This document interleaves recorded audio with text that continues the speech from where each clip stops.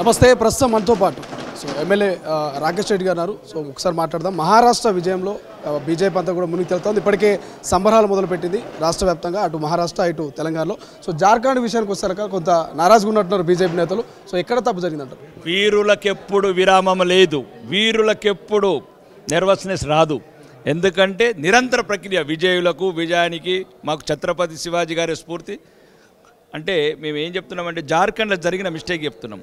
దుర్మార్గులు నిన్న కూడా మా కేంద్ర ప్రభుత్వం చెప్పింది 5,80,00,000 డూప్లికేట్ రేషన్ కార్డులు ఏరేసినామని. ఇవే నా కొడుకులు, డూప్లికేట్ నా కొడుకులు విదేశాలకు వెళ్ళొచ్చి మా గిరిజన బిడ్డలని ప్రలోభపెట్టి వాళ్ళ అమాయకత్వాన్ని ఆసరా చేసుకొని పేదరికాన్ని అడ్డుపెట్టుకొని వాళ్ళని పెళ్ళిళ్ళు చేసుకొని ఈరోజు అధిక సంతానం కానీ మా అల్లుళ్ళు మా ఆడబిడ్డల కడుపులో ఉన్న బిడ్డలతోనే మమ్మల్ని వెన్నుపోటు కొడుతున్నారు కొడుకులు. వాళ్ళకు సరైన సమాధానం చెప్తాం. ఇంకా బిల్లు బాగా వచ్చేట్టున్నాయి పార్లమెంట్లో. కొద్దిగా అవుతుంది గేమ్. అప్పుడప్పుడు ఒక ఇద్దరు హోతా ఉసుకలేక నారాజు నయ్యే ఆగే బి జార్ఖండ్కి అందరూ. జార్ఖండ్లో బట్టి వ్యూహం ఫలించింది. బట్టి అక్కడికి వెళ్ళడం వల్లే విజయం సాధించినది కొంత కాంగ్రెస్ నేతలు చెప్తా ఉన్నారు. దీని అట్లా అనుకోవాలని కోరుకుంటున్నాం. మాకు కూడా 6 ముఖ్యమంత్రులు ఉన్న పార్టీ తొందరలోనే బై ఎలక్షన్స్ వస్తే మా కాషాయ జెండాను తొందరగా సెక్రటరీ ఎగిరేయచ్చు. ఎట్లయితే 15 ఏళ్ల కింద మర్చిపోయిన అక్బరుద్దీన్ కూడా ఇంకా రోజు రోజుకు థూ అని అంటున్నాడు హిందువుల మీద. కాంగ్రెస్లో హిందువులకు సిగ్గు రావాలా? 15 ఏళ్ల కింద 15 నిమిషాలు అన్నాడు, ఇంకా 15 సంవత్సరాలు పూర్తయింది, మళ్ళీ 15 నిమిషాలు అంటున్నాడు. ఈరోజు తెలంగాణలో ఉన్న హిందువులందరం ఒకటి కావాలా? 4 కోట్ల హిందువులకు ఒకటై చలో ఓల్డ్ సిటీ 15 दिन रहता, 15 मिनट रहता, 15 सेकंड रहता, वो भी दिखाने का टाइम आ गया. మహారాష్ట్రలో ఎవరు ఉండబోతున్నారు ముఖ్యమంత్రిగా? అంటే మీకు ఏం కావాలండి? మీకేం కావాలా? ఒక కన్ఫ్యూజన్ క్రియేట్ అవుతుంది. భారత మాత ముద్దు బిడ్డ, కాషాయ జెండని ముద్దాడిన బిడ్డలే ఉంటారు తప్ప ఆడోడు కాంగ్రెస్ వాడో కమ్యూనిస్టోడు రాడు, అది కాదు. కాబట్టి చిన్న చిన్న అవన్నీ టెక్నికల్ ఇష్యూస్ అవి వదిలేయండి. ప్రజలు మంచిగా సంపూర్ణమైన విజయం ఇచ్చిండ్రు. కలిసి ఉంటేనే ఐక్యమత్యంగా ఉంటాము, సురక్షితంగా ఉంటాము, భద్రతగా ఉంటాము, భవిష్యత్తు భారతదేశంలో ఆత్మగౌరవంతో ఉంటామని తెలిసింది. ఇది మహారాష్ట్ర స్ఫూర్తి. రేపు 31 రాష్ట్రాలకు తీసుకెళ్తాం. వైనాడులో ప్రియాంక గాంధీకి సంబంధించి 4 లక్షల మెజార్టీతో ఉంది. దీన్ని ఏం కామెంట్ చేస్తాను? నేను ఇదే చెప్తాను.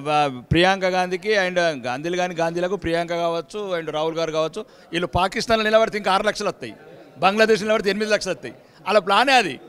చూడండి మీరు, వాళ్ళు ఎక్కడి వాళ్ళు జనరల్గా అప్పుడు రాహుల్ గాంధీ అక్కడ ఓడిపోయిన తర్వాత ఇక్కడికి వచ్చాడు ఆయన. ఎందుకంటే అక్కడ 90% ముస్లిమ్స్. మరి నిజంగా కూడా నిజామాబాద్ దమ్ముంటే నిజామాబాద్, కరీంనగర్, ఆదిలాబాద్, చేవెళ్ళ, సికింద్రాబాద్ డిపాజిట్ కూడా రానియం గాంధీ ఫ్యామిలీకి. గెలవరంటారా అక్కడ నిలబడితే? డిపాజిట్ కూడా రానియం. హిందువులందరూ ఒకటి చేస్తాం, పూర్తి ఇట్లా రగిల్చిపోస్తాం హిందుత్వం గురించి. ఎవడు మా దేశం కానోడు, మా ధర్మం కానోడు పార్లమెంట్లో హిందువులను అవమానిస్తాడు రాహుల్ ఖాన్. దానికి సరైన రోజుల్లో సరైన సమాధానం చెప్తాం. ఫైనల్గా ఈ మహారాష్ట్ర ఎన్నికల ఫలితాలతో రాబోన్నటువంటి ఏదైతే గ్రేటర్ హైదరాబాద్ కావచ్చు, లేకపోతే జెడ్పీటీసీ, ఎంపీటీసీ, అదేవిధంగా పంచాయతీ ఎన్నికలు బీజేపీ ఏమైనా ముందుకు పోయే అవకాశం ఉంటుందా, లేకపోతే ఇట్లా ఉంటుందా? ఇప్పుడు ఎన్నికలు అనేది ఒక భాగం అండి రాజకీయ క్రియలో. మేము అనేది భారతీయ జనతా పార్టీ కావచ్చు, విశ్వ హిందూ పరిషత్ కావచ్చు, లేకపోతే ఆర్ఎస్ఎస్ కావచ్చు, మేము నిజంగా ఈరోజు మేము పోరాడుతున్నామంటే భారతీయుల గురించి, హిందువుల గురించి. రెండోది ఏంటంటే మా హిందువులని గుండెలలో పెట్టుకొని కాపాడుతాం. రాజకీయాలలో గేమ్ చేంజ్ అవుతుంది, అన్నిట్లో విజయం సాధిస్తాం. ఒక్కోసారి రాజకీయ ప్రక్రియలో గెలిపోవడం సహజంగా తీసుకుంటాం, కానీ అలానే నిరాశపడం. 2 సీట్ల నుంచి 300 సీట్లకు వచ్చినాం. ఈరోజు 200 నుంచి 500 సీట్లకు పోతాం. తెలంగాణలో 36%కి వచ్చినాం. ఎందుకు వచ్చినాం? ఇప్పుడు ఉదాహరణకు 36% 77 లక్షల కోట్లకు వచ్చాము. ఇంకా ఒక ఎమ్మెల్యే ఉంటే 8 మంది ఎమ్మెల్యేలు అయినాం. ప్రతిదీ కూడా ఒక స్ఫూర్తి విజయాలు. కాబట్టి రాబోయే రోజుల్లో జిహెచ్ఎంసీ కావచ్చు, మరీ ముఖ్యంగా హిందువులకు ద్వితీయ శ్రేణి పౌరులుగా ఉండొద్దు, మజ్లీస్ పార్టీకి గులాములుగా ఉండొద్దు, బానిసలుగా ఉండొద్దు. అలా రౌడీయిజం ముంగట మీరు లొంగిపోవాలా, భయపడకుండా బతకాలా హైదరాబాద్లో అనుకుంటే మీ ఇష్టం. కాదు, ఇది హిందూ జాతి, ఇది ఛత్రపతి శివాజీ స్ఫూర్తి నింపిన జాతి. ఈ హైదరాబాద్ మీద మనం హిందువులం గౌరవంగా బతకాలా.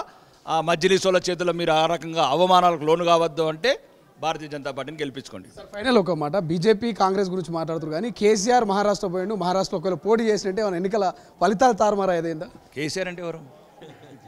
ఆయన ఉన్నాడా? దయచేసి మీ మీడియా మిత్రులు చెప్పుర్రి. లేదు, ఈ తెలంగాణ వ్యాప్తంగా ఉన్న భారతీయ కేసీఆర్ అనే అతను ఎన్ని సంవత్సరాలు చూసి 10 నెలలు అయింది. ఆయన ఎక్కడ తిన్నాడో, ఏం తిన్నాడో, మత్తు మంది పెట్టినరా, ఎక్కడ పెట్టినరు, అది ఇప్పుడు దాని మీద ఒక చర్చ కూడా లేవు. మేము కంప్లీట్ చేయాలనుకుంటున్నాం.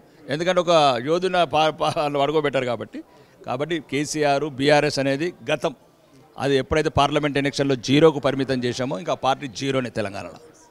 Thank you so much. ఇది మహారాష్ట్ర ఘన విజయంతో అయితే ఒక్కసారిగా బీజేపీ నేతలు సంబరాలు ముడుతున్నటువంటి పరిస్థితి. జార్ఖండ్ విషయంలో కొంత అది చేజిక్కిపోవడం అనేది కొంత దానికి నారాజు కావాల్సినటువంటి అవసరం లేదు. మరింత రెట్టింపుతో ఖచ్చితంగా విజయాలు సాధిస్తామంటూ కూడా ఇక రాకేష్ రెడ్డి చెప్తున్నటువంటి పరిస్థితి. కెమెరా పర్సన్ సతీష్తో శ్రీశైలం, బీజేపీ. అసలైన తొలి వెలుగు.